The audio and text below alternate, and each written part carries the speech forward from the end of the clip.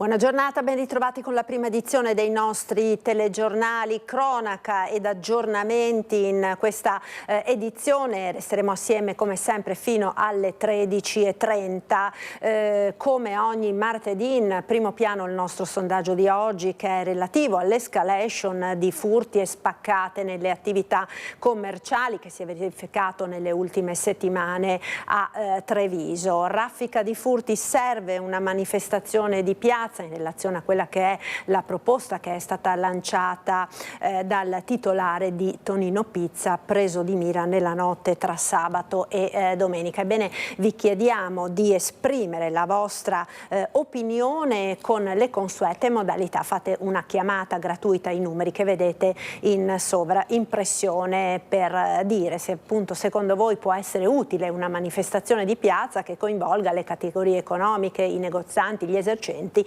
ma anche i semplici cittadini.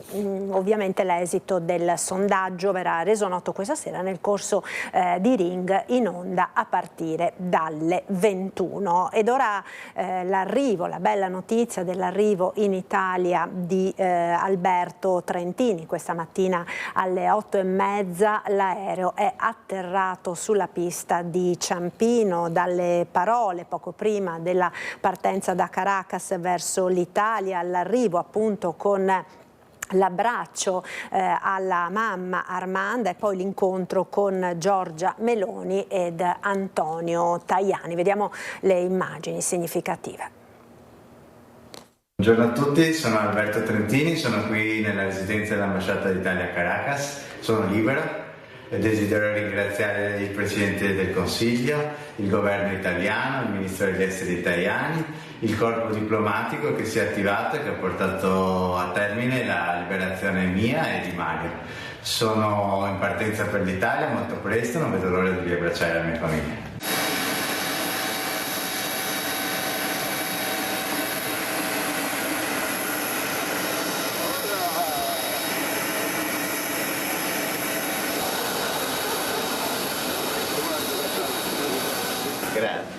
Grazie, bene. Sì. Abbracciato mamma. Sì, È stato l'altro pensiero, lo sai? Grazie davvero, grazie. Stai scherzando? Grazie. Ministro Tajani, come stai? Bene. Maschi ragazzi. Bene, deve essere da casa. Signora, piacere. Grazie. Non vi disturbare perché avete del tempo da recuperare. Grazie ancora. Grazie ancora, signore. Ecco, queste dunque le immagini dell'arrivo di Alberto Trentini e poi dell'incontro con la Premier Meloni e il Ministro degli Esteri Antonio Tajani. Naturalmente sono ore di grande gioia al Lido di Venezia e tra poco ci collegheremo con il nostro Lorenzo Maier per ragguagliarvi appunto sulla situazione. Ed ora passiamo ad un altro argomento che sta tenendo in apprensione il padovano. Si tratta della scomparsa della giovane Annabella Martinelli, la studentessa che è sparita da casa dal giorno dell'Epifania. A Teolo dall'alba le squadre impegnate nelle ricerche sono tornate al lavoro. Ci aggiorna, che la vediamo in collegamento, la nostra Chiara Gagliani con la collaborazione tecnica di Sandro Pucchio. A te Chiara, buongiorno. Sì Marta, buongiorno ai telespettatori. Noi ci troviamo proprio al di fuori del quartier generale allestito a Teolo ormai da qualche giorno con il vice sindaco di Teolo che ringraziamo, Graziella Quagliotto. Vice sindaco, le ricerche sono riprese, a che punto siamo? Diciamo che non ci sono sviluppi, si continua a cercare una persona che è scomparsa e già da stamattina presto, prima delle 8, sono ripartite le squadre di ricerca, lo stanno facendo in più punti del territorio come da più di qualche giorno, ovviamente monitorando tutte le coordinate possibili e registrandole tutte. Stamattina sono tornati più o meno nella zona del ritrovamento della bicicletta e in altre aree in cui insomma ci sono delle cavità, ecco, che stanno in questo modo continuando la ricerca di Isabella. Vice sindaco, lei lo conosce molto bene, è un territorio molto vasto questo, anche difficile, dove una persona che vuole nascondersi potrebbe riuscirci benissimo. Sicuramente il territorio è vasto, la morfologia è particolare, siamo su dei colli vulcanici con delle cavità sicuramente. È altrettanto vero che, insomma, per chi non lo conosce non è così facile addentrarcisi, ecco. Però in ogni caso le attività di ricerca stanno perlustrando veramente tutte le aree possibili e immaginabili, non solo con gli uomini a piedi, con i cani molecolari, con i droni, quindi con tutte quelle attività che possono in qualche modo agevolare la ricerca. Ecco, c'è anche la documentazione certa del passaggio di Annabella Martinelli attraverso la ripresa di alcune immagini delle telecamere di videosorveglianza. Questo lei è in grado di confermarci, Vice Sindaco? Allora, noi abbiamo varie telecamere nel territorio, ovviamente noi non le abbiamo visionate, ma chi sta facendo la ricerca e tutte le cose correlate a questo ha visionato, e sembra di fatto che ci sia un passaggio in una tarda serata di Annabella, sì. Ecco, come vedete le ricerche sono su più fronti, il Comune di Teolo sta dando il massimo supporto, ha partecipato al vertice che si è tenuto ieri in prefettura, ce ne sarà un altro probabilmente anche nei prossimi giorni. Pare che lei si sia allontanata da casa dicendo vado a salutare un'amica ed è arrivata fin qui, 20 chilometri al gelo. Le ricerche continuano, io davvero ringrazio Graziella Quagliotto che è vice sindaco di Teolo, direi che per ora è tutto, ci aggiorniamo se ci fossero delle novità durante insomma, la diretta di Antenna 3. Ringrazio Sandro Ponchio per la collaborazione tecnica. Marta, per ora la linea può tornare allo studio. Grazie a Chiara Gaiani da Teolo con appunto le ultime notizie su questa sparizione che sta tenendo il Veneto con il fiato sospeso. Noi torniamo ora a Treviso per parlare dell'allerta spaccate in città. Gli episodi si moltiplicano. Sentiamo. Alle 3:25 della mattina una persona non ben identificata ha spaccato la vetrata dell'ingresso del locale, non potendo entrare all'interno e semplicemente causando un buco nella vetrata stessa. Il locale quindi non ha subito alcun danno, alcun furto, però rimane il fastidio dell'aver subito questo tipo di effrazione. È il biblio di Via Diaz, l'ultima attività finita nel mirino dei ladri in città Treviso, anzi del ladro che ha preso a mazzate la porta d'ingresso senza però riuscire a entrare. L'azione è stata catturata soltanto in parte dal sistema di videosorveglianza e il perché è presto detto. Si vede qualcosa dalla telecamera interna, ma si vede solo l'oggetto che colpisce la vetrata, mentre invece la telecamera esterna è stata oscurata da una schiuma che questa persona ha messo sulla telecamera stessa. Era da solo? Sì, si vede un unico colpo, quindi mi viene da pensare che fosse da solo. È capitato lo scorso anno, proprio a gennaio, che con la stessa modalità hanno cercato di sfondare la vetrina, prima con quella grande, poi dalla porta. Sull'episodio più recente indaga la squadra mobile già impegnata sul fronte delle spaccate di sabato, dove non c'è stato soltanto l'assalto a Tonino Pizza, ma anche a un negozio cinese di Via Ghirada, nei pressi tra l'altro della sanitaria Borella, finita nel mirino nell'estate scorsa con un marocchino 41enne arrestato. Si deve capire se vi sia un legame tra tutti questi episodi, se a colpire insomma siano volti noti sulla piazza del crimine. Intanto lo stesso Antonio Amatruda, titolare di Tonino Pizza, ha formalizzato la denuncia in questura e si dice pronto, dopo aver lanciato una mobilitazione di piazza, a promuovere pure una raccolta firme. Intanto nel pomeriggio il sindaco Mario Conte e Federico Capraro per Ascom hanno incontrato il prefetto. Il tema delle spaccate di questi giorni sta infastidendo molto e sta generando anche rabbia tra la comunità, quindi abbiamo chiesto maggiori controlli, abbiamo chiesto anche che venga convocato un comitato ordine e sicurezza per la settimana prossima, dove coinvolgeremo tutti i protagonisti del mondo del commercio e abbiamo chiesto insomma di far tornare la serenità nelle nostre comunità, perché questi episodi più o meno gravi comunque generano rabbia. Oggi ho incontrato il titolare di Tonino Pizza e al di là del furto, che è praticamente nulla, sono i danni che questi gesti lasciano che francamente infastidiscono. In attesa dell'incontro allargato è scattata, riporta Capraro, un'ulteriore stretta. Una maggiore attenzione e su questo noi non vogliamo assolutamente cedere, non siamo abituati e non vogliamo abituarci a questo genere di cose. E sulla questione dei furti senza fine cresce anche la rabbia appunto tra i commercianti, l'avete sentito, vittima anche la presidente degli esercenti della FIPE che ha subito una spaccata nel suo bar in zona Tribunale a Treviso. Quindi dai commercianti agli artigiani la mobilitazione sembra totale. Antonio è arrabbiato e lo capisco, e tutta la nostra vicinanza naturalmente. Ecco, ora è il momento di organizzarci, insomma questa potrebbe essere la goccia che fa traboccare il vaso, perché anche la dinamica la dice lunga, la dinamica denuncia un senso di impunità. È chiaro che noi dobbiamo attivarci con le altre sigle della rappresentanza, con commercio, con un'industria, con chi ci sta, per cercare di sensibilizzare l'attenzione verso un problema che ormai non si può più lasciare lì sostanzialmente. Pronti anche a scendere in piazza se necessario, come chiesto da un esasperato Antonio Amatruda, ma prima o contemporaneamente vanno attivati tutti i canali istituzionali. Questa è la convinzione di Armando Sartori, presidente della Confartigianato Imprese Marca Trevigiana, associazione di cui è socio lo stesso titolare di Tony Pizza. Sullo sfondo i tanti troppi furti che hanno segnato gli ultimi mesi in città, farmacie ma anche negozi di parrucchiera. La gente ormai preferisce stare a casa la sera piuttosto che uscire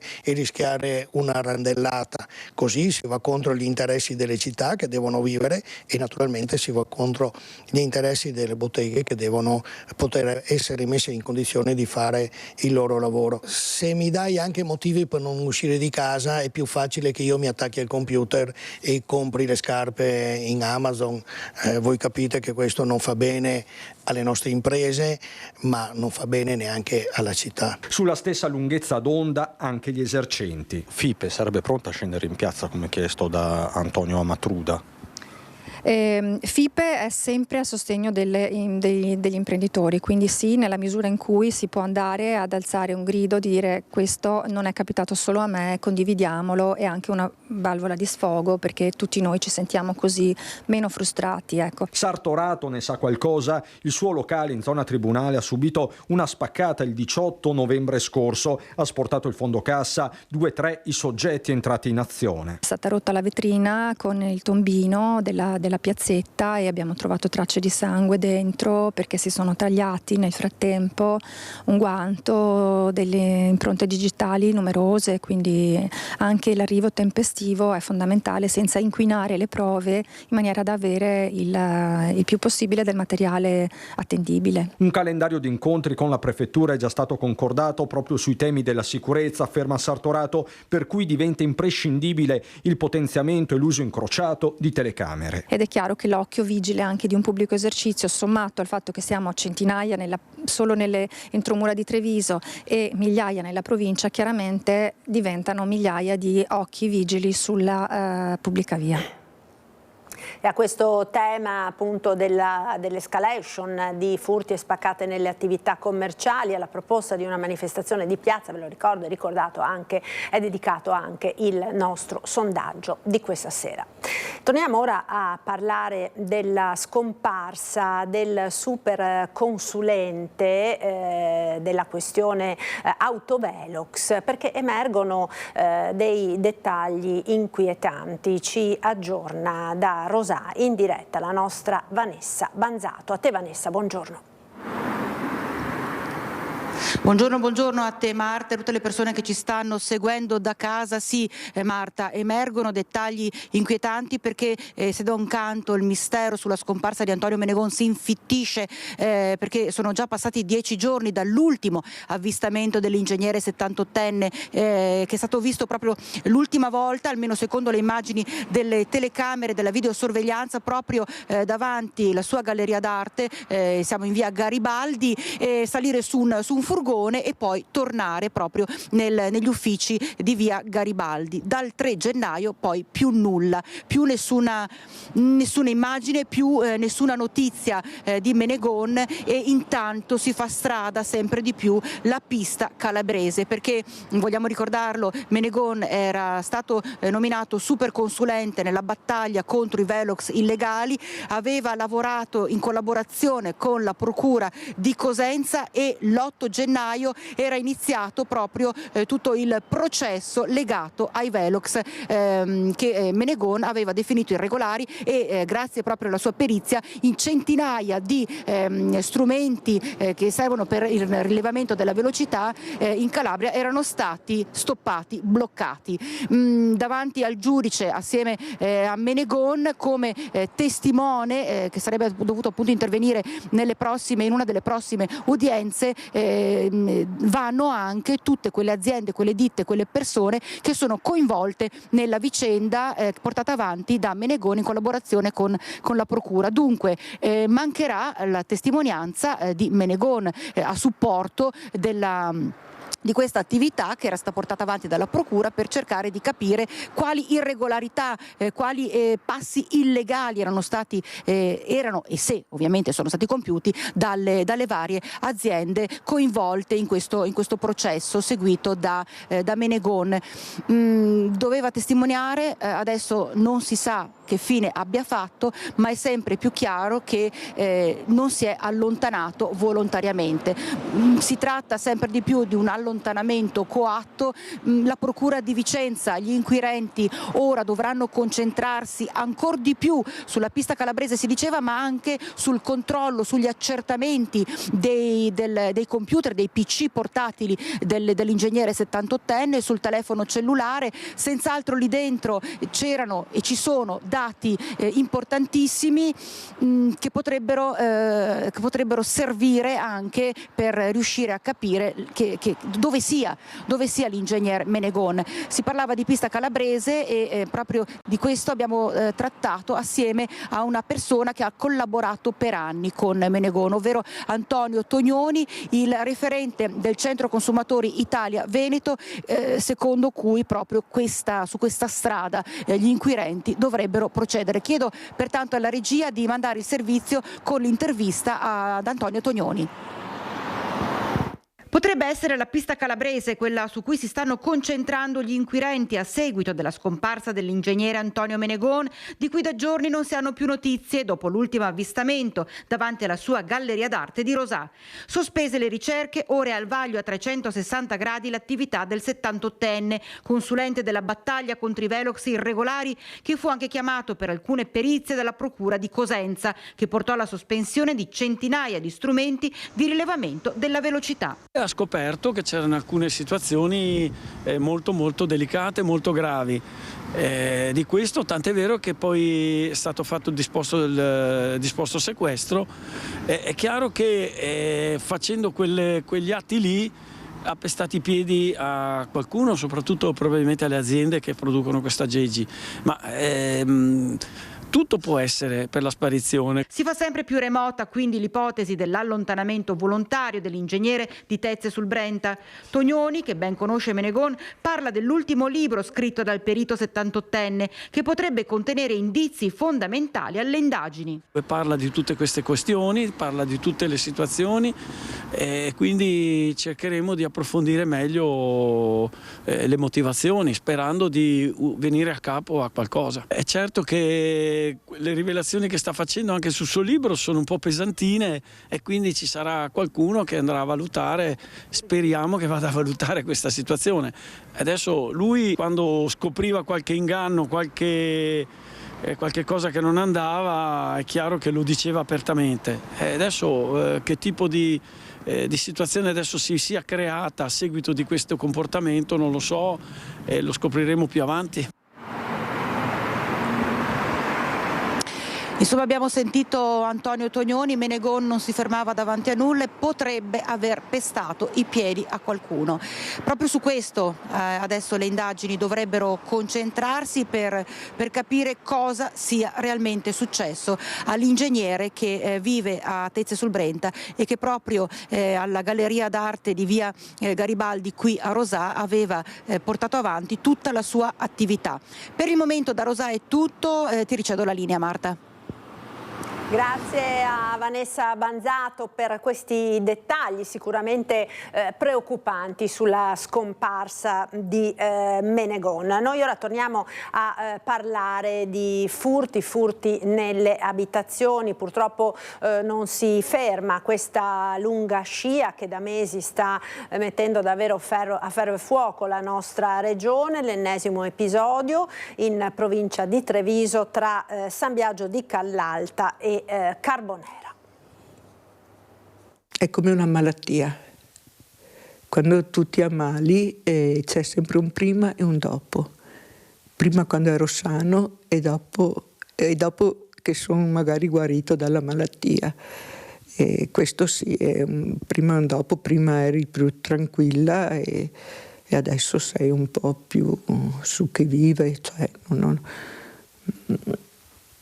pensi già, ma adesso potrò uscire a quell'ora. Questo lo stato d'animo di Annalisa Bacchion, l'ennesima vittima di uno stillicidio senza fine, quello dei furti in abitazione. Il colpo nel tardo pomeriggio, quando la donna si trova fuori casa per pulire la macchina. Siamo in aperta campagna in via Valdemoneghe, tra Carbonera e San Biagio. Da poco sono passate le 6. Sono arrivata a casa, ho notato un cassetto a terra, sporco sul pavimento. Il morale della favola, ho cominciato a girare per casa e ho visto il pandemonio.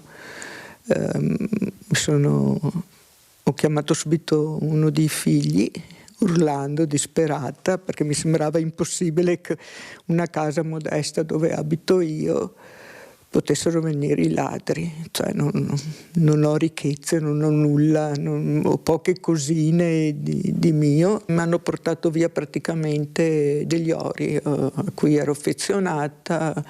Un anello in particolare ero molto affezionata, era un regalo fatto dai miei figli per il 25esimo di matrimonio. Tra le cose più care rubate dai cassetti c'è anche la fede nuziale della signora Annalisa, che ha perso il marito qualche anno fa. Ci sono poi i ricordi dei figli che non la lasciano mai sola, che con altri parenti e vicini di casa in queste ore la stanno confortando. Mi dicono: ringrazia il Signore che non eri a casa, che non eri presente o che quando sei entrata non te li sei trovati faccia a faccia.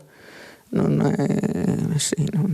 è piacevole. Resta però un terribile sospetto, quello di essere stata spiata. I ladri forse hanno atteso che uscisse di casa per intrufolarsi dalla finestra sul retro a piano terra, dove ci sono ancora le impronte lasciate dai delinquenti. Alle istituzioni un appello semplice. Io ho chiesto tante volte che mettessero l'illuminazione.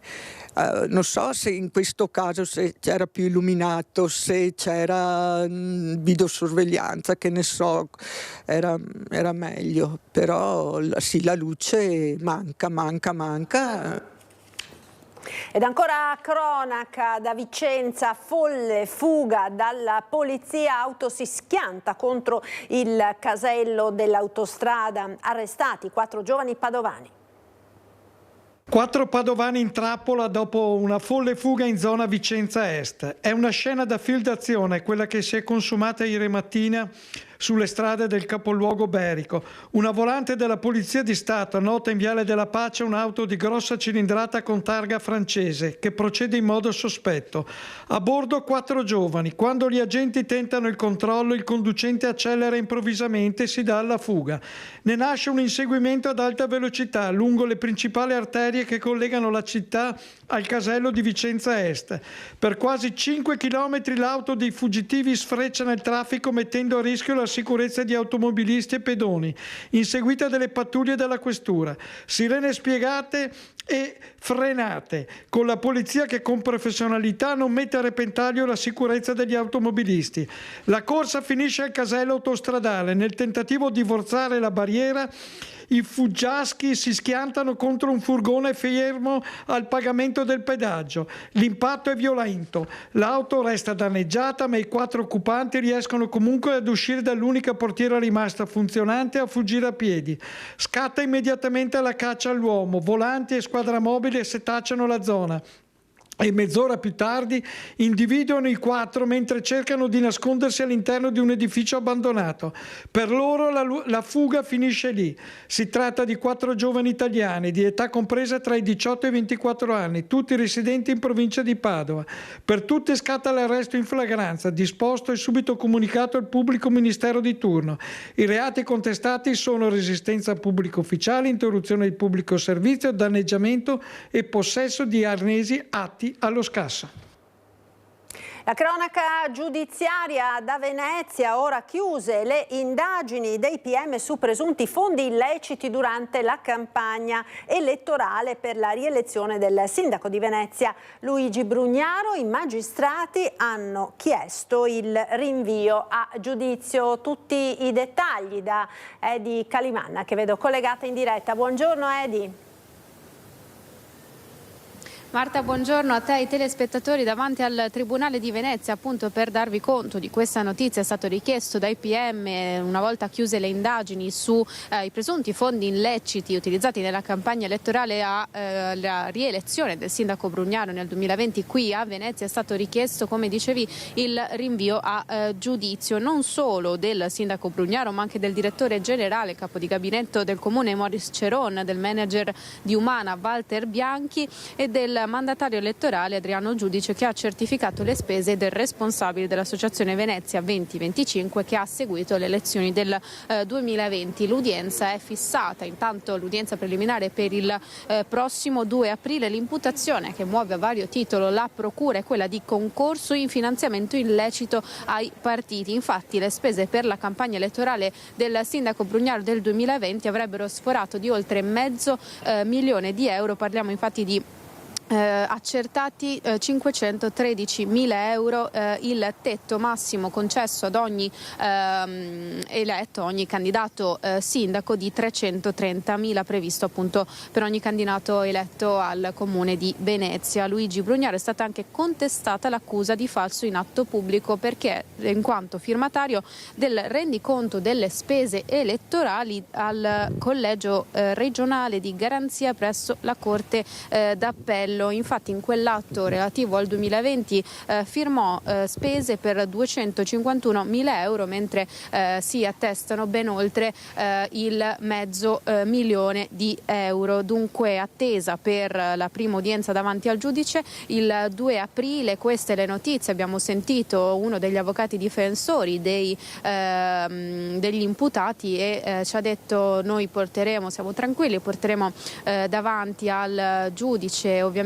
queste questioni che sono di puro diritto, siamo tranquilli, le spese sono state rendicontate nel modo corretto. Ovviamente stiamo cercando di raggiungere anche l'avvocato del sindaco Brugnaro, che al momento non vuole rilasciare dichiarazioni in merito, ma continueremo a sentire insomma se si dice tranquillo come si è detto tranquillo invece l'avvocato del direttore generale del comune Morris Ceron, per appunto appurare quanto è emerso appunto alla procura. Guardia di Finanza che poi tra l'altro aveva proprio segnalato alla procura stessa questi finanziamenti, questi fondi utilizzati ben oltre la possibilità di spesa e di finanziamento da parte di una società anche legata al sindaco tramite il suo braccio destro. Marta, per ora questi sono gli aggiornamenti in merito da Venezia. Se non hai domande, con Simone Merlo ti restituisco la linea.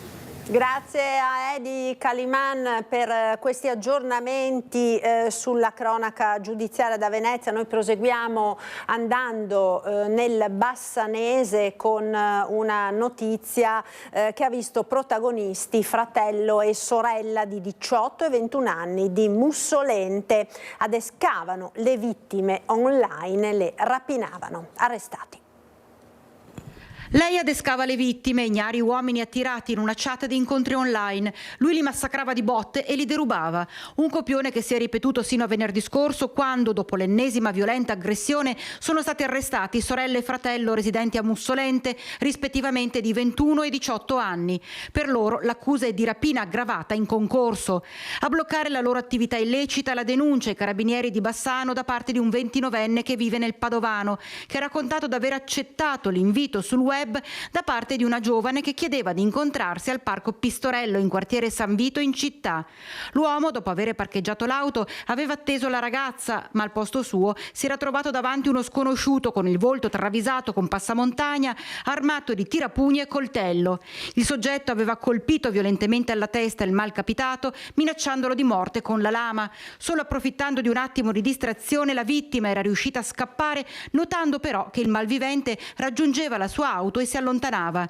Il 29enne, dicevamo, aveva sporto denuncia ai carabinieri e si era recato al pronto soccorso, dove i medici l'avevano visitato. Per lui una prognosi di 7 giorni. I militari hanno capito subito che poteva trattarsi delle stesse persone che stavano tenendo d'occhio da tempo per simili vicende. Scattata la perquisizione domiciliare, trovati gli indumenti usati per l'ultima rapina. Fratello e sorella hanno inoltre dato le indicazioni per ritrovare l'auto che avevano sottratto al 29enne, abbandonata in un campo a San Zenone. A casa del 18enne ritrovata inoltre una serra di marijuana.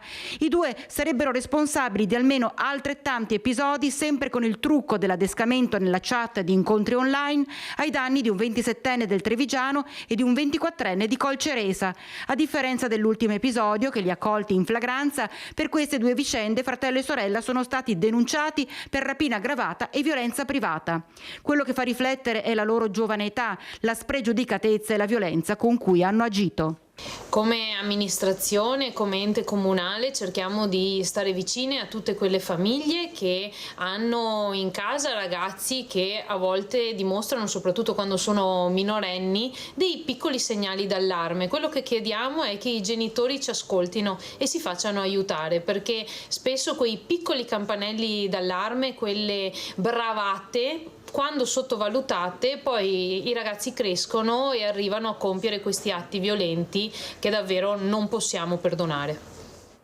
E sono stati individuati ed arrestati i rapinatori che aggredirono in casa e derubarono un'anziana in via Tirana a Padova. In manette anche la badante, loro complice, aveva fornito le chiavi per aprire le porte del condominio e dell'appartamento. Pensavano di essere tranquilli e ormai lontani dalla casa che avevano svaligiato picchiando l'anziana proprietaria, e così ci sono tolti i berretti e le mascherine, non sapendo però di essere ancora ripresi dalle telecamere di videosorveglianza cittadine. I carabinieri, ricostruendo il tragitto, sono riusciti così ad individuare i due uomini che il 24 ottobre scorso sono entrati in un appartamento di via Tirana a Padova e avevano aggredito l'83enne proprietaria e la sua amica. Poi avevano razziato gioielli e contanti. Le telecamere del condominio avevano ripreso i due che entravano aprendo le porte con le chiavi, un dettaglio che ha permesso ai carabinieri di ricostruire il furto e di individuare anche la complice. I due rapinatori infatti sono un 32enne e un 33enne moldavi già noti alle forze dell'ordine. Uno di loro da tempo intratteneva dei rapporti con una connazionale badante dell'anziana signora che gli aveva fornito un mazzo di chiavi utilizzato per aprirsi indisturbati sia il portone d'ingresso del condominio che quello dell'appartamento. I due uomini non avevano esitato ad aggredire con violenza l'83enne che era in casa insieme ad una conoscente e entrambe sono state spinte a terra. L'anziana aveva riportato numerose contusioni ed era stata portata in ospedale. La rapina era avvenuta in pieno giorno nel quartiere Palestro a Padova. Ad incastrare i ladri il fatto di essersi liberati di berretto e mascherine poco lontane dal condominio di via Tirana. I carabinieri, ricostruendo il percorso delle telecamere, sono riusciti a individuare il loro passaggio senza il volto coperto. Nascosti tra le fioriere del condominio sono stati trovati e sequestrati anche gli indumenti utilizzati. Una volta identificati, ricostruire i loro rapporti è stato facile ed è emersa la conoscenza con la badante dell'anziana che aveva provveduto a rubare il mazzo di chiavi e ad indicare i punti precisi dove la signora teneva i gioielli e i contanti. Tutti e tre sono stati arrestati, i due uomini sono stati trasferiti al Due Palazzi mentre la donna è stata portata nel carcere femminile di Verona. E una tabaccaia è stata rapinata mentre saliva in auto alla chiusura del negozio. È accaduto a Villanova di Campo San Piero.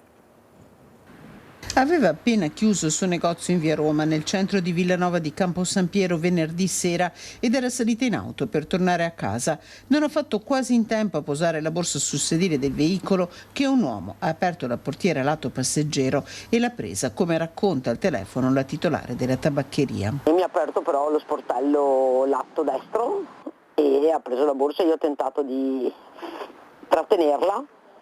E nel trattenerla mi sono fatta male un'unghia e però sono scappati. Nel tentativo di trattenerla, la donna si è ferita una mano, tanto che è dovuta ricorrere alle cure del pronto soccorso. Dei malviventi nessuna traccia. Presa la borsa, sono fuggiti in auto a tutta velocità in direzione di Vigonza. A Villanova di Campo San Piero sono arrivati i carabinieri che stanno conducendo le indagini, passando al setaccio le immagini registrate dalle telecamere della zona. Nel frattempo, per la vittima, la paura resta. Paura per quello, paura che possa risuccedere. Paura perché con me c'era mia mamma che ha 81 anni e lei è partita un secondo prima di me, abbiamo chiuso assieme ed è partita in bici. In tanti anni di attività non mi era mai successo nulla e poi col senno di poi penso che mi sia andata di lusso, perché potevano magari farmi molto di peggio fisicamente.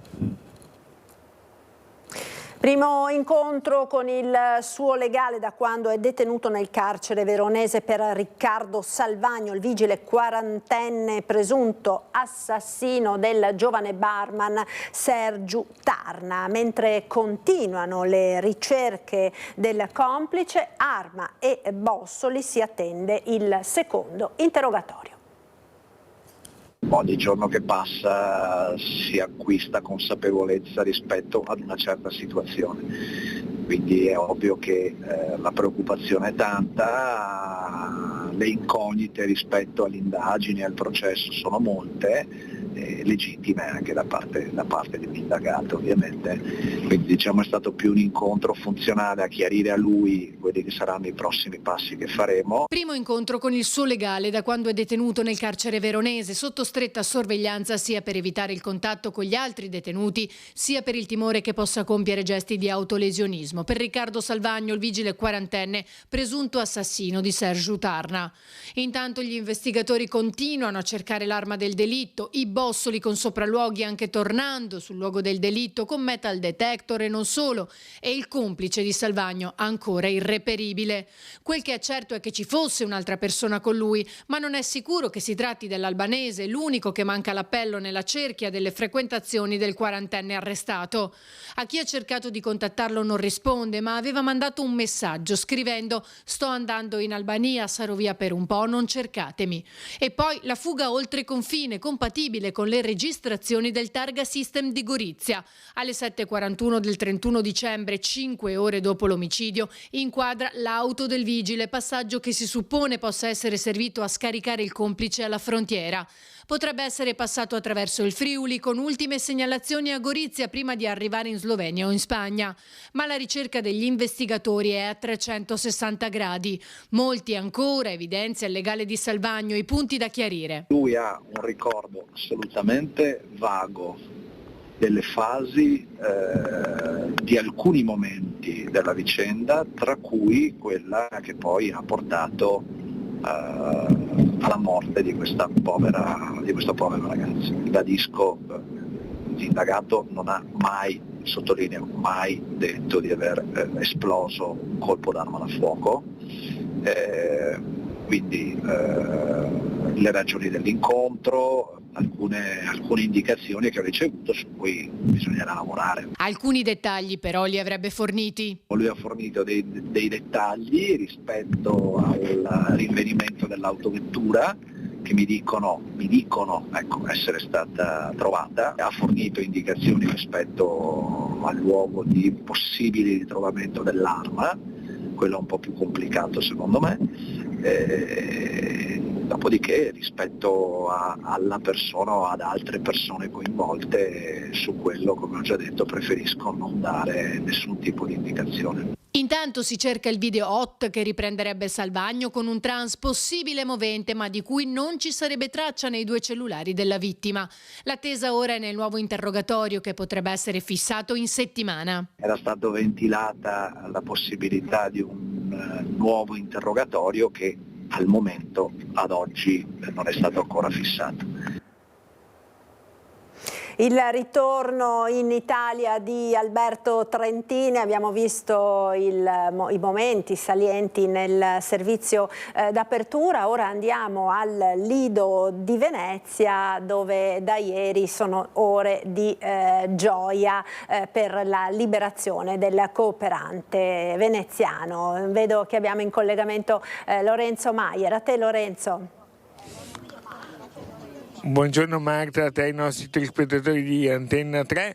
Sì, ci troviamo qui sempre sotto casa dei genitori di Alberto Trentini. Le immagini di Tommaso Migotto vi stanno facendo vedere appunto l'abitazione. È un momento diciamo un po' più disteso rispetto a ieri. Abbiamo visto nelle immagini Alberto Trentini che è rientrato, l'abbiamo visto in compagnia della mamma con l'avvocata Alessandra Ballerini, e siamo in compagnia del delegato del sindaco dell'isola Alessandro Scarpa Marta. Ma prima di dare a lui la parola vi dobbiamo alcuni aggiornamenti. In questi minuti si stanno rincorrendo più ipotesi su quando avverrà il rientro a casa qui al Lido di Venezia di Alberto. Noi al momento possiamo solo registrare alcune ipotesi che non hanno avuto alcuna conferma. Inizialmente questa mattina sembrava che per oggi non ci sarebbe stato qui al Lido nessuna novità, nel senso che si sarebbero fermati a Roma. Ora l'ipotesi invece più una delle ipotesi, diciamo così, è quella che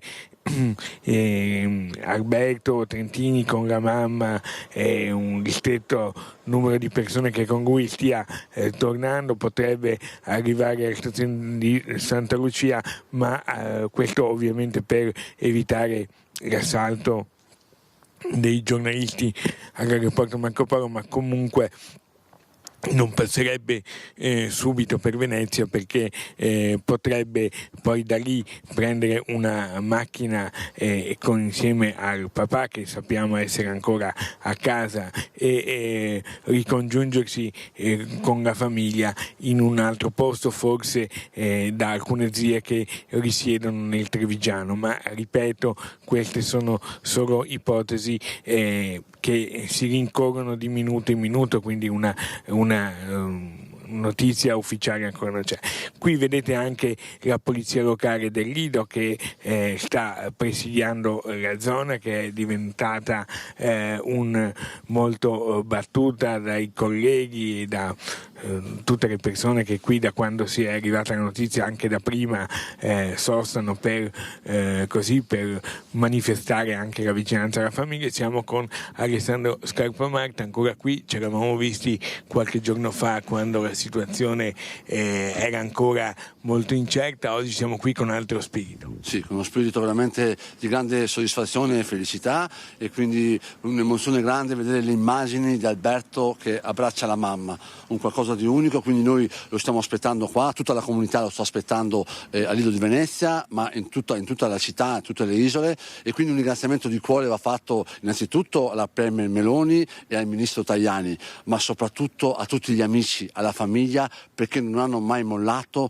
hanno sempre sperato in modo molto, molto educato, molto in silenzio. Quindi voglio fare un ringraziamento di cuore, come si parlava prima appunto con i cittadini locali, a tutti i suoi amici che hanno fatto appunto grandi iniziative e che hanno sempre lottato. Quindi un grazie di cuore a tutti, anche ai giornalisti, per quello che avete fatto. Questa è una grande giornata, una gran bella giornata. È il nostro dovere, chiaramente. Intanto Marta, se sei d'accordo, farei partire il servizio che racconta un po' e ricapitola la giornata di ieri.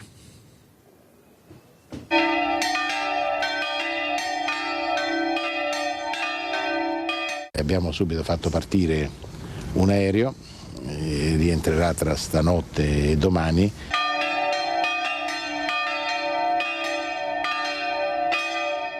Oggi proprio facciamo una messa di ringraziamento per la liberazione di Alberto. Scusatemi. Era un amico di mio figlio, nati nello stesso anno, per cui è una gioia immensa. Campane a festa e voci rotte dall'emozione. Il Lido di Venezia si sveglia così, le luci del giorno diventano quelle della gioia. Sono passate poco meno di 2 ore dall'annuncio del ministro Antonio Tajani, ore 5 italiane, ore 23 a Caracas, dove Alberto Trentini viene immortalato assieme a Mario Burlò, compagno di prigionia, e all'ambasciatore Umberto De Vito. Maglietta rossa, sguardo di gioia, ma con i segni della sofferenza che se lo riportano diverso dalle immagini che conosciamo. Libero a 423 giorni da quel 15 novembre 2024, sequestrato mentre si trovava in viaggio per portare aiuti alle popolazioni con disabilità con la sua ONG. In carcere non da detenuto, perché non c'è mai stata un'accusa ufficiale, in carcere come ostaggio. Ora posso fumare una sigaretta? Le sue prime parole. Poi la telefonata con mamma Armanda e papà Ezio, che non hanno mai smesso di lottare. E l'incredulità. È stato tutto così improvviso, inaspettato. Non sapevamo nulla della cattura di Maduro. Sono felice, ringrazio l'Italia. Ci hanno trattato bene, non ci hanno torturato. Poco dopo il capo dello Stato, Sergio Mattarella, telefona a mamma Armanda. Condividiamo tutti la vostra felicità. Proprio lei, la mamma, assieme ad amici di famiglia, esce in tutta fretta dalla casa e si allontana in auto per raggiungere Roma, dove Alberto arriverà. La famiglia vuole mantenere il silenzio e affida la gioia a un messaggio.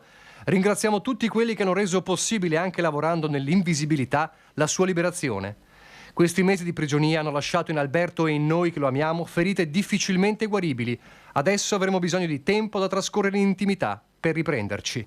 Ci sarà tempo per trovare le parole giuste, per raccontare fatti e accertare responsabilità. Oggi vogliamo solo pace. Grazie. 423 giorni da ostaggio, 12 di attesa spasmodica dall'attacco USA in Venezuela.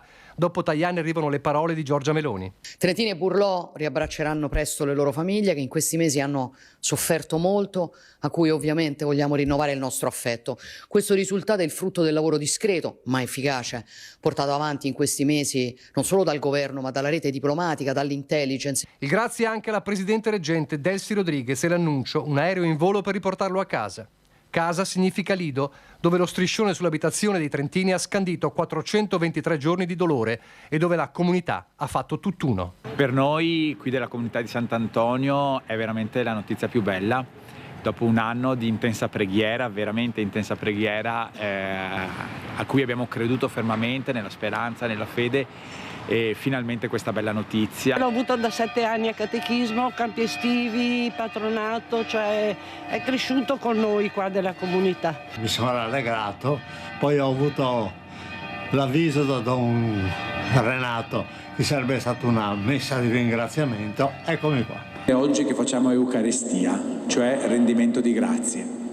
Questo grazie lo abbiamo atteso per più di un anno e con grande gioia, uniti ad Armanda ed Ezio, diciamo grazie perché finalmente Alberto è libero. Gioia, oggi è il giorno della gioia, veramente. Tutta la comunità siamo stati proprio tanto coinvolti e oggi è proprio un giorno di gratitudine per tutto. Ecco, aveva promesso campane a festa appunto e campane a festa hanno suonato. Certo, e suoneranno ancora quando sarà fisicamente qui in mezzo a noi.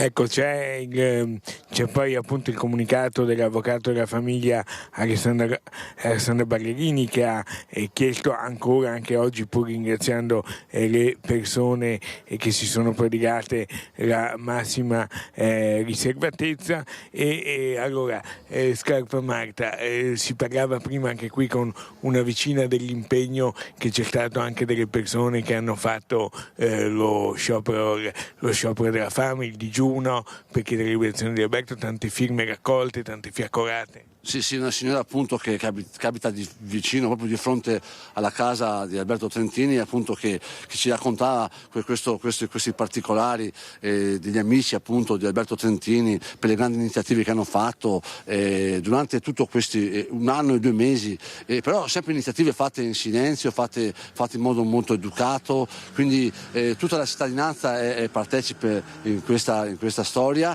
e che è finita bene, quindi adesso si vive a Lido di Venezia un momento di felicità, proprio tutti stanno uscendo di casa per salutare gli amici e quindi è un momento veramente, siamo in attesa appunto che arrivi Alberto con la mamma, ma l'importante appunto è che sia finita bene, quindi ripeto, vedere quell'immagine di Alberto Trentini che abbraccia la mamma all'aeroporto di Roma è un qualcosa che riempie il cuore di gioia, quindi un grazie di cuore a tutti, a quelli che ci hanno creduto, in particolare agli amici e alla famiglia.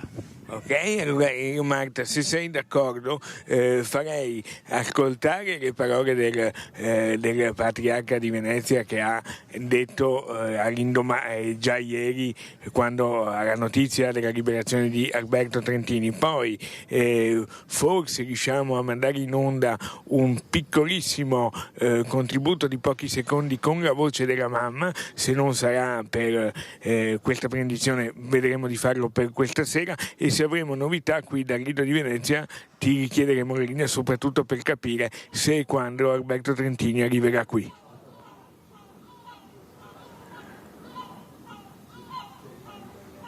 Alberto torna a essere non solo uno di noi, ma con noi, e soprattutto un uomo libero. Ho avuto la gioia di poter sentire nelle prime ore, della mattinata la mamma Armando. Ho sentito una donna felice, una mamma felice, una mamma commossa, una mamma grata, una mamma che ringraziava e una mamma che sta per incontrare suo figlio. Alberto ci ha insegnato qualcosa, ci ha insegnato come è bello vivere gli affetti umani ed è anche bello fare una comunione che vada al di là di una famiglia.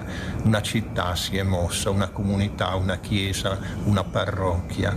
Io ringrazio tutti quelli che si sono spesi e do l'appuntamento ad Alberto per un momento in cui possiamo essere felici insieme, abbracciarci e insieme poter capire quanto è importante la libertà, quanto è importante uno Stato di diritto, quanto è importante che le persone siano riconosciute nella loro dignità, soprattutto quando fanno il bene gratuitamente. Queste dunque le parole del patriarca a chiudere questa pagina dedicata alla liberazione e al ritorno in Italia di Alberto Trentini. Grazie ancora a Lorenzo Maier con la collaborazione tecnica di Tommaso Migotto. Noi ora ci fermiamo per qualche istante di pubblicità. Linea alla regia, tra poco. Eccoci nuovamente in diretta con la prima edizione dei nostri telegiornali. Parliamo ora del patrimonio storico-artistico da salvare. A Tonezza del Cimone il villino dei Faggi Fogazzaro Roi versa da tempo in uno stato di declino. In molti si stanno adoperando per tentare di salvarlo, purtroppo senza successo. Ci colleghiamo quindi con Tonezza del Simone, dove c'è il nostro Daniele Garbini. A te, buongiorno. Buongiorno Marta, buongiorno ai telespettatori. Confermo, proprio siamo a Tonezza del Cimone, a 1000 metri, nel Vicentino, e con me il sindaco di Tonezza del Cimone, Franco Bertagnoli. Buongiorno. Buongiorno a voi. E lo storico, il professore Giovanni Matteo, filosofo, che è un po' la memoria storica del posto, della ricerca, che riguardano soprattutto, come lo dice, l'abbiamo anticipato, l'opera del Fogazzaro, e una parte della vita è stata anche raccontata proprio in questo edificio che è alle nostre spalle, vero professore? Sì, un edificio che racconta Fogazzaro e che Fogazzaro racconta nel suo romanzo Il piccolo mondo moderno. E è anche la villa di Gina Fogazzaro, la figlia del poeta, che aveva sposato l'industriale canapiero conte Giuseppe Roi, e voluta da lei, costruita nel 1892, abitata fino al 1947, quando passò ad altra proprietà. Ecco, è una struttura che in questo momento è proprio in degrado e a forte rischio proprio di crollo, perché è abbandonata da quanto tempo?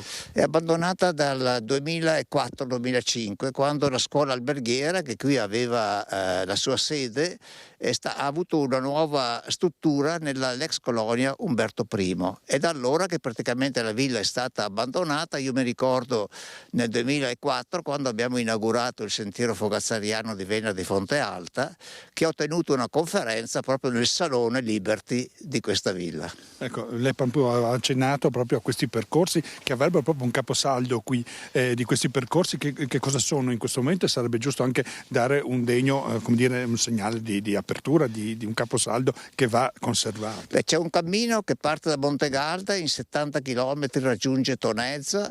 La gente arriva dopo aver fatto varie tappe e si trova di fronte allo sfacelo architettonico di una villa che porta il nome dei Roi. e quindi è un patrimonio italiano, non solo dei tonezani, è un patrimonio collettivo. L'Italia sappiamo che è ricchissima di tesori artistici, uno di questi tesori artistici è la Villa Roi, vero? E ex villino dei Faggi fogazzariano. Ecco, proprio per questo lei lancia un appello al Ministro della Cultura, è così? Beh, a questo punto, se un Ministro della Cultura deve valorizzare dei beni artistici, Villa Roi, assieme ad altre ville anche del Fogazzaro, ma anche di altri poeti, vanno tenute in considerazione. Il tempo non può cancellare, e nemmeno l'incuria dell'uomo può cancellare un patrimonio che è di tutti. Grazie professore. Con il sindaco concludiamo, perché ovviamente le risorse di un comune montano, soprattutto come questo, che non è neanche al confine con Trento, con Trentino, che magari potrebbe usufruire di fondi, non ha assolutamente i fondi per riuscire a fare un'opera. C'è stato di ristrutturazione e di conservazione, e questo fa rabbia, anche perché non è questione solo di edifici, è anche un simbolo e non solo della comunità, vero sindaco? Sì, questo è un simbolo sia di Tonezza, ma anche di Vicenza, ma anche nazionale, perciò l'appello che faceva prima il professore, io mi unisco e faccio lo stesso appello anche al Presidente della Regione, affinché si trovi assieme una soluzione per far sì che questo stabile, così bello, Liberty del 1800 sia rimesso di nuovo in sesto. Voi avete dei progetti, avete anche fatto un'ipotesi, e diciamo anche che ha corso anche il rischio con un incendio, vero, recentemente, perché il degrado è avvenuto recentemente. Sì, il degrado è avvenuto negli ultimi 20 anni.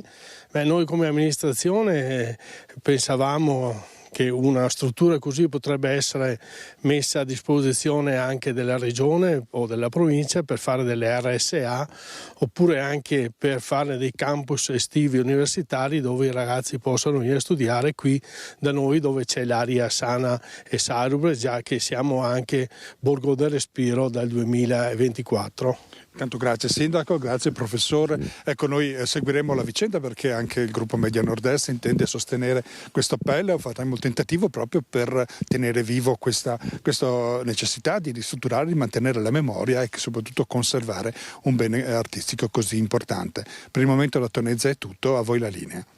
Grazie a Daniele Garbin con Simone Squarcina. Noi ora siamo in grado di farvi sentire le prime parole della mamma di Alberto Trentini, ce le ha inviate ora il nostro Lorenzo Maier, le ascoltiamo insieme. Io ho difficoltà ad esprimermi, perché la gioia è immensa per la notizia di stanotte, e potete immaginare, Ecco allora le parole di mamma Armanda, dopo aver potuto finalmente riabbracciare dopo 423 giorni il figlio Alberto. Noi ora cambiamo argomento, parliamo di emergenza freddo, andiamo a Treviso, perché questa mattina c'è un vertice in prefettura per cercare una soluzione, una sistemazione alle tante persone senza fissa dimora che in questi giorni particolarmente rigidi si trovano davvero in grande difficoltà. Ci aggiorna in diretta Daniela Sizzia. A te Daniela, buongiorno. Buongiorno Marta, buongiorno ai telespettatori. Sì, l'hai detto tu, oggi vertice in prefettura per parlare di questa emergenza freddo, emergenza senza tetto. Vertice che è finito proprio da pochi minuti. Le associazioni avevano portato una proposta che era quella di un capannone a Monigo con circa una quarantina di posti letto, proposta che è stata portata oggi sul tavolo della prefettura. Io sono con Luigino Tasinato, presidente Hauser, che parla ovviamente a nome di tutte le associazioni. Avete portato questa proposta, c'è stata un po' un'apertura? Allora, noi abbiamo portato questa proposta perché l'obiettivo è quello di risolvere il problema, di salvare dal freddo delle persone. Oggi la riunione è stata un po' interlocutoria, devo dire, non è stata risolutiva come pensavamo.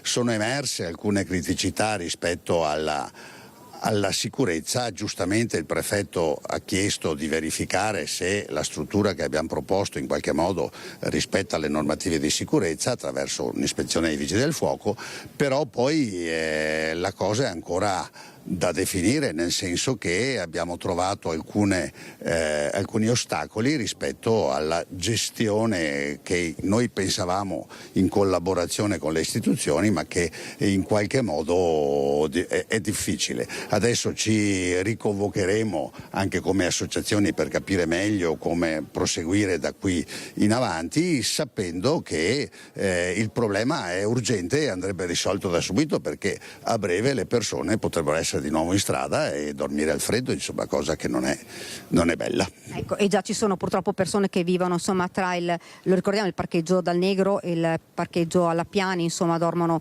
fuori o comunque bivaccano ovviamente con queste temperature, e non è facile. E l'assessore Tessarolo diceva: ci sono delle criticità, bisogna garantire la sicurezza dei cittadini. Domani, fra l'altro, il prefetto ha assicurato che i vigili del fuoco andranno a fare un accertamento, andranno a vedere, insomma, questo capannone per capire se ci sono le condizioni per poterlo poi attrezzare. Però rimane uno dei problemi principali, che è quello proprio del personale, perché dicevano, insomma, bisogna che ci sia del personale di giorno e di notte. Sì, infatti noi avevamo chiesto, al di là delle considerazioni dell'assessore, che capisco perché fanno parte del suo lavoro sul sociale, quello che noi avevamo posto era un po' l'emergenza, e quindi l'idea di trovare una soluzione, se non proprio in linea con tutti i canoni, ma che affrontasse l'emergenza. Quello di cui abbiamo bisogno tuttora è la sorveglianza notturna, perché le persone non possono essere lasciate da sole di notte. Adesso vedremo che sviluppi avrà la cosa, sempre che tutto vada bene dal punto di vista della sicurezza.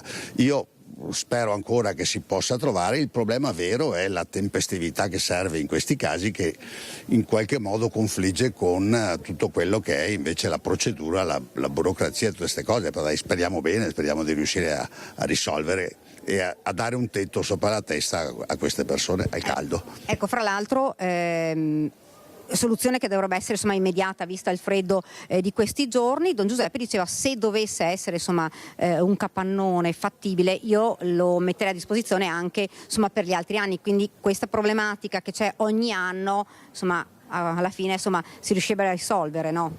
Sì, è un esperimento in questo tipo. Poi è chiaro che sono tanti anni che c'è questo problema, non lo so come è stato risolto negli anni passati. Noi ci siamo trovati ad affrontare questa cosa con associazioni che hanno anche esperienza all'interno del coordinamento. Stiamo cercando di capire come riuscire a affrontare intanto l'emergenza, che è l'obiettivo principale. Poi vedremo se si potrà in qualche modo continuare a ragionare con le istituzioni, con le associazioni, con il volontariato, per evitare di trovarci anche l'anno prossimo in questa situazione. Ben venga, e questo lo faremo in un momento successivo. Oggi l'emergenza è togliere dal freddo queste persone.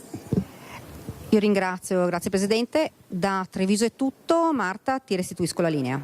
Grazie a Daniela Sizia con Nicoletta Rizzetto. E noi continuiamo con la cronaca, perché purtroppo abbiamo un aggiornamento, un tragico aggiornamento che ci arriva da Verona. Purtroppo non ce l'ha fatta la ragazza di 19 anni che ieri mattina era rimasta gravemente ferita in uno scontro tra il suo scooter ed un camion a Pescantina lungo la statale 12 del Brennero. La giovane Lorenza Bridi era stata ricoverata in condizioni disperate all'ospedale di Borgo Trento, dove purtroppo è deceduta. Sull'incidente indagano i carabinieri. E c'è stato anche un altro incidente a Borso del Grappa questa mattina, causato molto probabilmente da un malore alla guida del conducente. Un furgone si è schiantato contro un muro.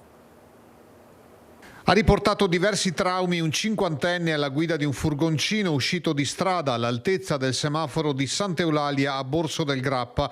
L'uomo stava percorrendo la strada provinciale 26 in direzione Bassano quando, per cause al vaglio dei carabinieri, ha perso il controllo del veicolo andando a impattare violentemente contro un edificio in disuso nella centrale piazza Garibaldi.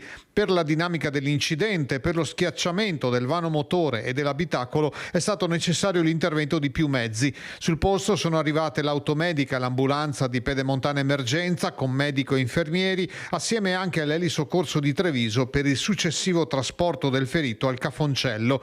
Il conducente era rimasto incastrato nell'abitacolo ed è stato estratto grazie all'intervento delle squadre dei Vigili del Fuoco arrivate con 3 mezzi dal distaccamento di Castelfranco Veneto e da Bassano del Grappa. Per i rilievi e per ricostruire la dinamica e le cause dell'incidente è arrivata anche una pattuglia dei carabinieri. Il comune di Borso del Grappa ha provveduto a transenare l'area dell'edificio colpito dalla vettura per mettere in sicurezza la zona e in attesa di ulteriori verifiche sulla staticità.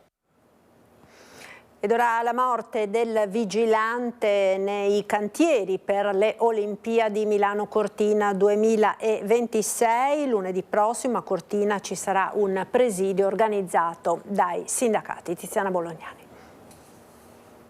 Lunedì 19 dalle 10:30 in poi i sindacati di categoria unitari, quindi Filcams, CGL, Fisascat e Wiltux di Belluno, organizzano questo presidio appunto in riferimento anche al decesso purtroppo che è avvenuto qualche giorno fa del lavoratore impiegato nei servizi fiduciari degli appalti olimpici. La mobilitazione è scattata ed è unitaria. I sindacati di categoria di CGL, CISL e UIL lunedì prossimo a Cortina presidieranno il cantiere dello Stadio Olimpico, dove lo scorso 8 gennaio in piena notte è morto Pietro Zantonini, il vigilante di 55 anni originario di Brindisi. Deve essere fatta chiarezza su quanto accaduto e sulle eventuali responsabilità di questa ennesima tragica morte sul lavoro. Le prime risultanze dell'autopsia potranno dare indicazioni utili, ma il faro è puntato sul settore della vigilanza privata, dove si continua a lavorare spesso in condizioni critiche, con turnazioni esasperate, in condizioni ambientali non agevoli e spesso senza dotazioni strumentali adeguate ai servizi richiesti. Vogliamo sottolineare il tema che è quello della salute e della sicurezza dei lavoratori che lavorano negli appalti, soprattutto negli appalti olimpici, e che fanno servizi come quelli fiduciari, comunque che ruotano attorno all'evento olimpico, e appunto vogliamo porre l'attenzione sul tema salute e sicurezza. Dalla CGL del Veneto si sottolinea come Pietro Zantonini fosse impiegato in un subappalto, con turni e modalità lavorative che dovranno essere verificate dagli organi che stanno svolgendo tutti gli accertamenti necessari. Nelle scorse ore nel registro degli indagati è stato iscritto il datore di lavoro, cioè il legale rappresentante della Security and Bodyguard di Milano. Il settore della vigilanza, come nel caso, è un settore molto particolare, un settore che rappresenta anche delle problematiche particolari. Sono lavoratori che svolgono servizi molto lunghi, di 12 ore, che molto spesso saltano i riposi, che lavorano in condizioni precarie come quelle meteo per esempio, ma che molto spesso anche hanno delle attrezzature che non sono adeguate e consone al servizio che devono svolgere. È chiaro che se non si pone l'attenzione sul tema di salute e sicurezza, il tema è fondamentale, conseguentemente non può essere secondario rispetto ad altri temi come quelli del profitto o temi che riguardano lo stesso evento olimpico che deve essere comunque portato a termine. Il presidio unitario di lunedì prossimo a Cortina servirà a sensibilizzare lavoratori e imprese rispetto a quanto accaduto e a porre l'attenzione sul settore della vigilanza, che continua ad avere situazioni complicate e complesse che devono essere risolte. Dal punto di vista delle imprese e anche dal punto di vista normativo, per adeguare a quello che è un settore che nel corso degli anni è cambiato moltissimo. E proseguono le indagini sul 59enne schiacciato nel compattatore della carta nello stabilimento Sesa di Rovigo. La procura competente per territorio ha aperto un'inchiesta e ha iscritto un 53enne nel registro degli indagati. Omicidio colposo aggravato dalla violazione delle norme per la prevenzione degli infortuni sul lavoro. Con questa accusa il procuratore della Repubblica di Rovigo, Manuela Fasolato, ha iscritto nel registro degli indagati l'amministratore delegato di Sesa per la morte di Zevkset Alili. Il tragico incidente, il terzo mortale dall'inizio dell'anno in provincia di Padova, è avvenuto venerdì pomeriggio. Erano le 15:41 quando il 59enne di origine albanese, da 10 anni in Italia con tutta la sua sua famiglia, è morto schiacciato da una pressa compattatrice nell'impianto di Via Comuna a Este, dove stava eseguendo un intervento di manutenzione. Da 3 anni dipendente diretto di Sesa, Zevkset Alili era un operaio esperto. Cosa sia accaduto lo sta cercando di stabilire l'indagine coordinata dalla Procura di Rovigo e condotta dallo Spisal e dai Carabinieri di Este, che hanno posto il macchinario sotto sequestro. Un dolore profondo a Sant'Elena d'Este, dove il 59enne viveva con la moglie e 2 figlie. Un gigante buono amato da tutti, Zevkset Alili, un uomo, il terzo in meno di 10 giorni, che dal lavoro non farà più ritorno a casa. Evade dai domiciliari ed entra nella casa dell'ex compagna dalla quale era stato allontanato, arrestato dalla polizia, un 49enne. Una settimana fa si era introdotto nella casa dell'ex compagna e l'aveva minacciata e da allora era agli arresti domiciliari. Ma questo non è bastato a un 49enne italiano che la scorsa notte è stato sorpreso dagli agenti delle volanti della questura di Padova mentre provava a fuggire dopo essere entrato di nuovo nel giardino della casa della ex, da dove aveva rubato anche un trapano e un paio di guanti. A chiedere l'intervento alla polizia era stata la donna, una 36enne padovana che l'aveva visto e riconosciuto poco dopo le 3 della scorsa notte e aveva chiesto aiuto al 113. Gli agenti intervenuti lo hanno rintracciato e arrestato per evasione.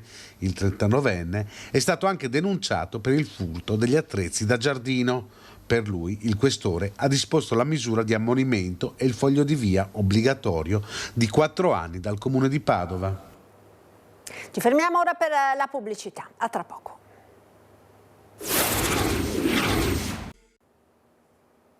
Eccoci nuovamente in diretta con il telegiornale di Antenna 3, prima edizione del Veneto. Inquinamento da PFAS, il professor Biggeri dell'Università di Padova spiega in un'indagine scientifica commissionata dalla Regione ma mai divulgata che ci sarebbero alcune migliaia di morti in più tra il 1984 ed il 2018 nell'Ovest vicentino. Sentiamo.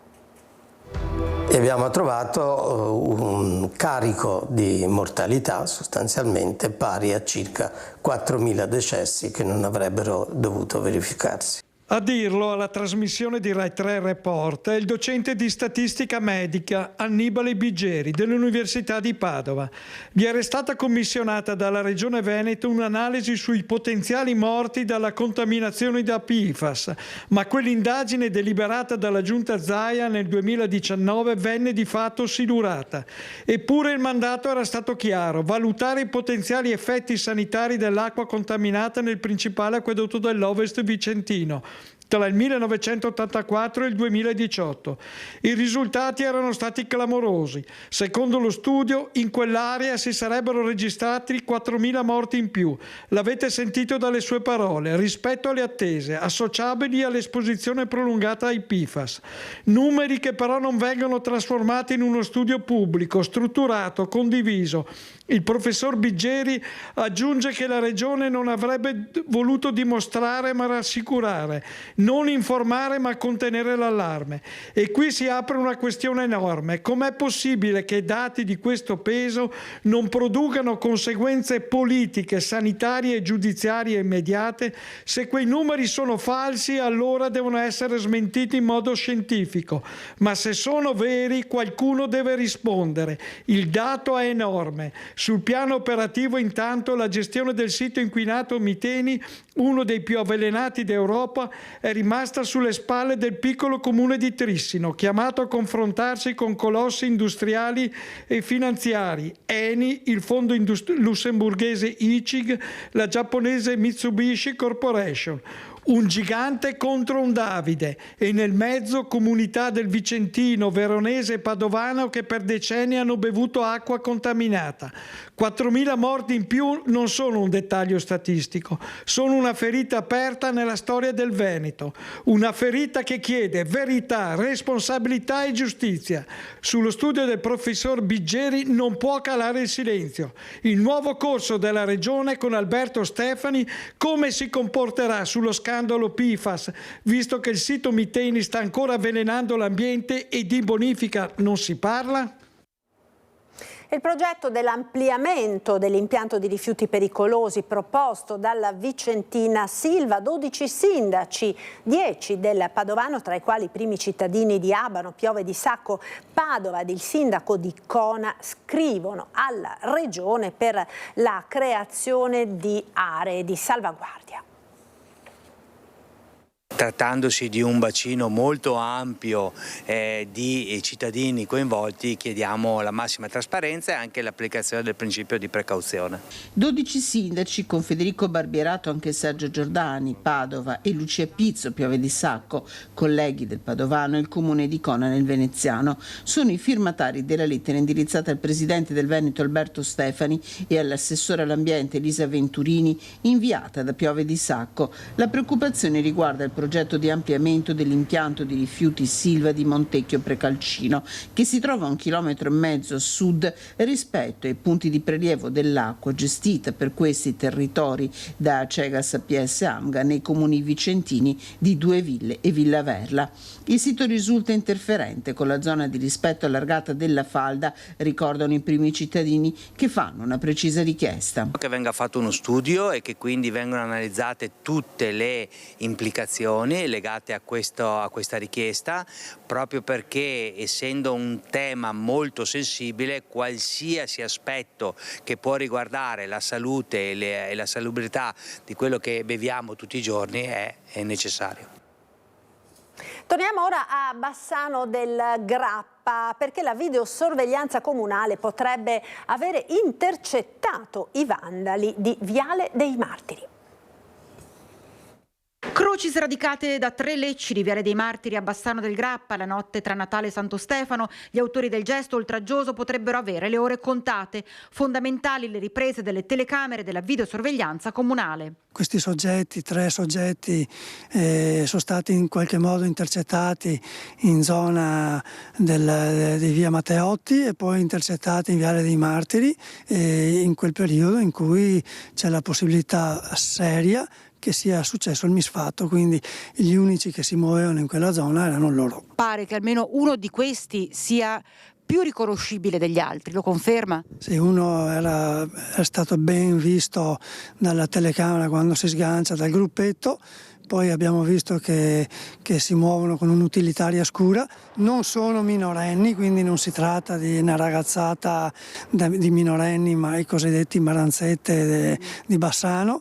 Sono soggetti che vengono dall'esterno. Cos'è che le dà questa certezza? Sono stati intercettati in vari movimenti che hanno fatto lungo i percorsi che andavano fuori Bassano. Il comune dal suo canto potrebbe costituirsi parte civile una volta identificati gli autori. Intanto resta ferma la condanna del gesto anche dall'associazione 26 settembre. Al vaglio tutte le ipotesi. Si trattasse di un atto vandalico pure semplice, comunque ci interpella ad un'azione di coeducazione che coinvolge tutti.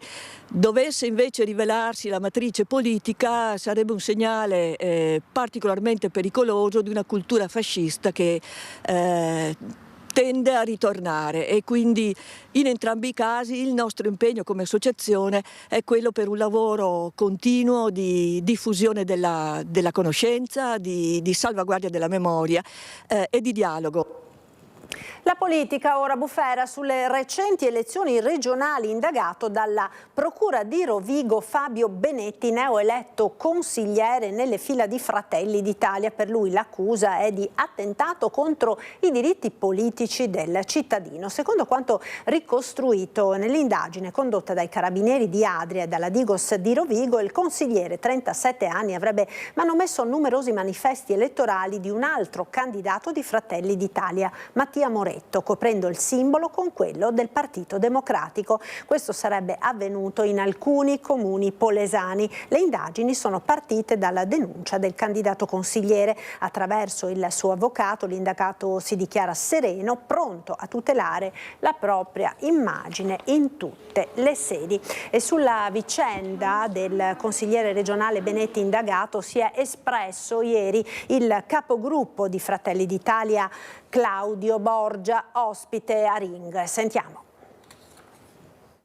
possiamo che attendere che la magistratura faccia il suo corso, no? Che le indagini facciano il suo corso e poi insomma ci sarà il GIP che valuterà se archiviare o come dire, rimandare a processo, no? Quindi siamo in attesa, non possiamo fare altro, abbiamo piena fiducia negli organi giudiziari. Questa è la prima volta che sento questo tipo, almeno nella mia breve esperienza politica, che sento questo tipo di reato attribuito ad un candidato, un consigliere. Però se la magistratura sta indagando, ovviamente è anche a difesa probabilmente della parte offesa, quindi la parte offesa so che ha fatto una denuncia verso ignoti, quindi non sapeva chi fosse e quindi insomma questa è la situazione generale. Noi stiamo valutando.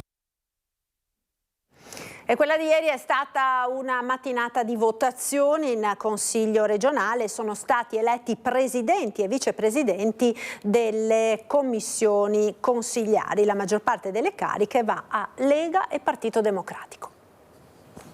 5 presidenti alla maggioranza, 1 all'opposizione, 5 vicepresidenti all'opposizione, 1 alla maggioranza. Con questo quadro speculare il Consiglio regionale del Veneto ha eletto i vertici delle commissioni consigliari permanenti, passaggio fondamentale per il pieno funzionamento della macchina amministrativa.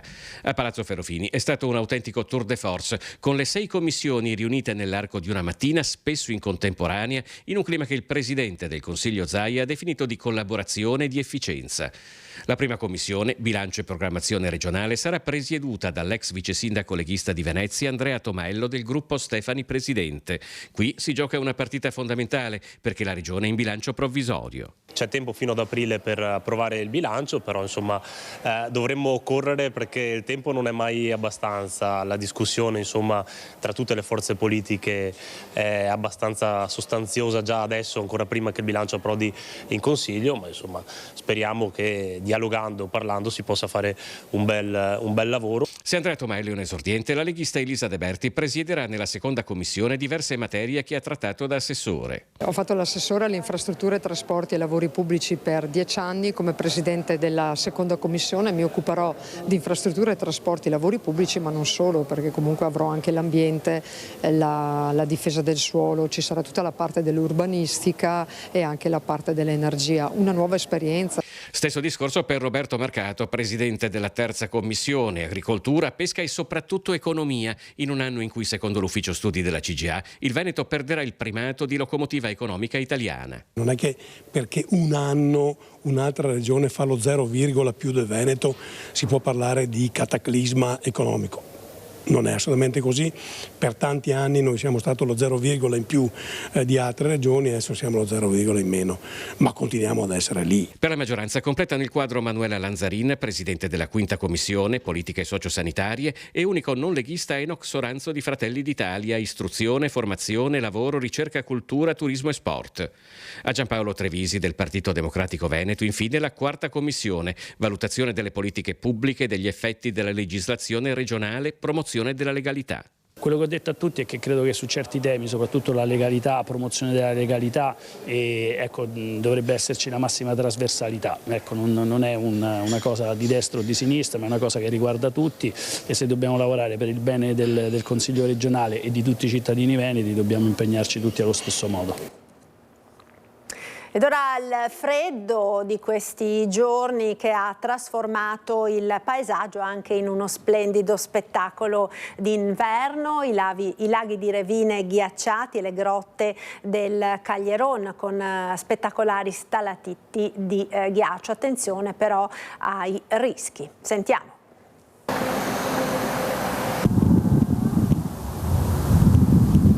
Il freddo stringe la vallata, il gelo trasforma l'acqua in specchio e il paesaggio in una cartolina d'inverno. I laghi di Revine tornano a ghiacciarsi, uno spettacolo che non si vedeva da almeno 3 anni.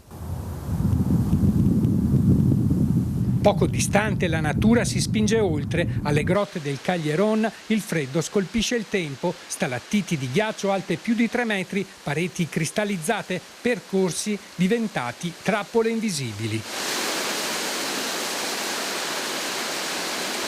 Per garantire la sicurezza dei visitatori, il parco delle grotte del Caglieron resta chiuso, una decisione necessaria dopo la formazione di ghiaccio lungo i camminamenti. Da qui è impossibile proseguire.